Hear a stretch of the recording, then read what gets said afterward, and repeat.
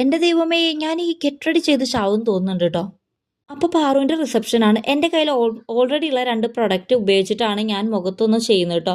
NYBയുടെ ഹൈലൈറ്ററും just ഹബിൻ്റെ ഫൗണ്ടേഷനും രണ്ടും കൂടി mix ചെയ്ത് ഫേസിൽ പുരട്ടിയപ്പോൾ ഈ ഒരു ഗ്ലോ കിട്ടിയിട്ടാ. പിന്നീട് ഐ ഷെയ്ഡ് ബ്ലാക്ക് കളർ എടുത്ത് കണ്ണിൻ്റെ മേലൊക്കെ ഒന്ന് എഴുതി കൊടുത്തിട്ടുണ്ട്.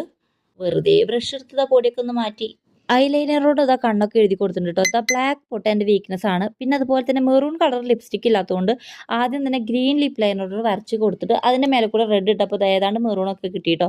ആരോടും പറയണ്ട, ഈ കമ്പനി ഞാൻ മീഷോന്ന് ബ്ലാക്ക് മെറ്റലിൻ്റെ കമ്പനി വാങ്ങിച്ച് പെയിൻറ് ചെയ്തതാണ്. പിന്നെ ആമസോണിൽ നിന്ന് എടുത്തിട്ടുള്ള കുർത്ത സെറ്റാണ് ഇത് കേട്ടോ. നല്ല ഭംഗിയുള്ള കുർത്ത സെറ്റ്. ബാംഗിൾസൊക്കെ ഞാൻ മാച്ചിന് തന്നെ മുന്നേ തന്നെ വാങ്ങി വെച്ചിട്ടുണ്ടായിരുന്നു.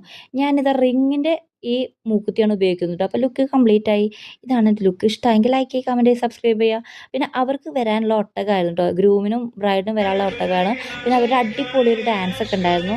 അങ്ങനെ ഞങ്ങൾ തിരിച്ചെത്തിയപ്പോൾ വളരെ ലേറ്റായി. കേസ് അപ്പോൾ